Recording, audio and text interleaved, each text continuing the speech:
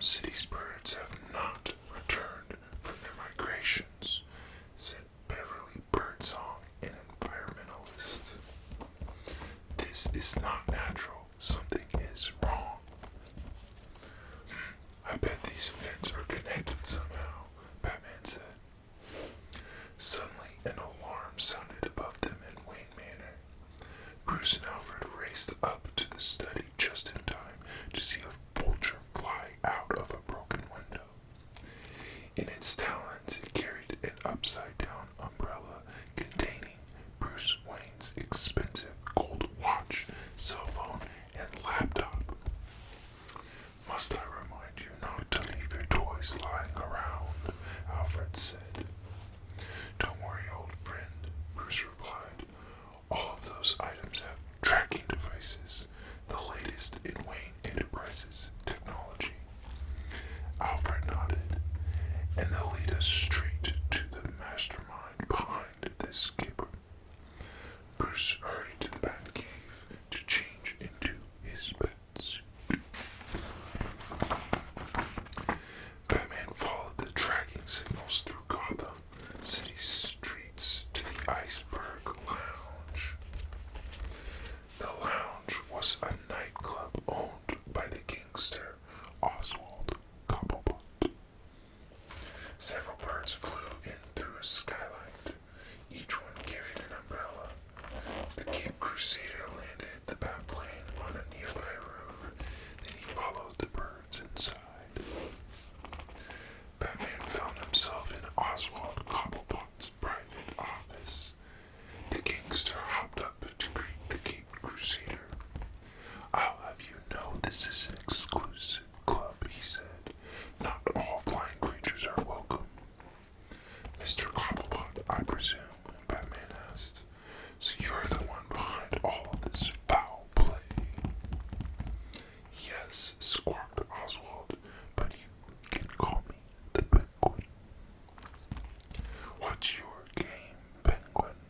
The hero said. The villain narrowed his beady eyes and smiled. My feathered friends are helping me become the richest man in Gotham City.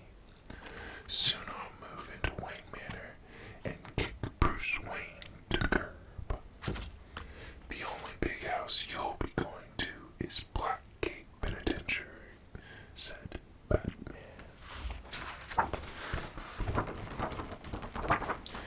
The Penguin blew on a whistle, commanding the birds' attention. In an instant, birds of all feathers descended on Batman. They pecked and scratched and clawed at the Cape Crusader. I spent all winter hypnotizing these wonderful creatures to do my bidding, the gangster explained. Now I'll have them rid me of my rodent infestation once and for all.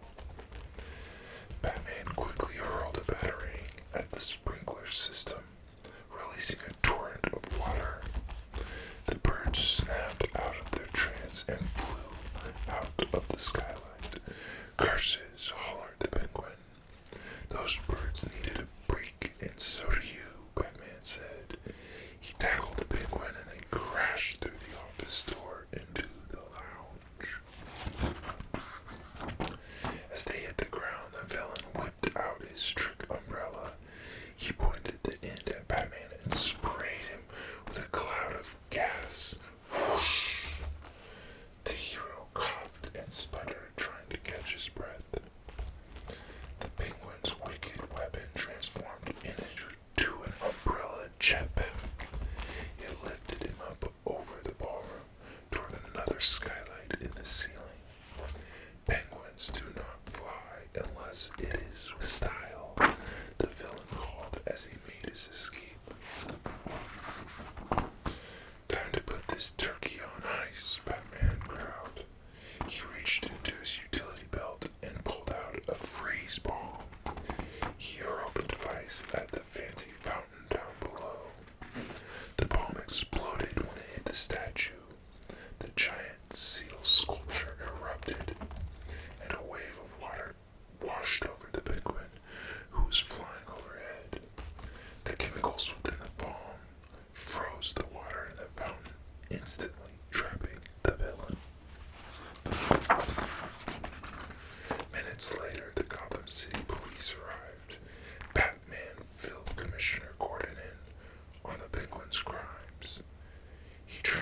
birds to steal by flying in and out of homes, Batman said. That's the reason you never found a culprit. Your help is much appreciated, Batman, said Commissioner Gordon. It was nothing, Batman replied. I love a good mystery. The penguin was still trapped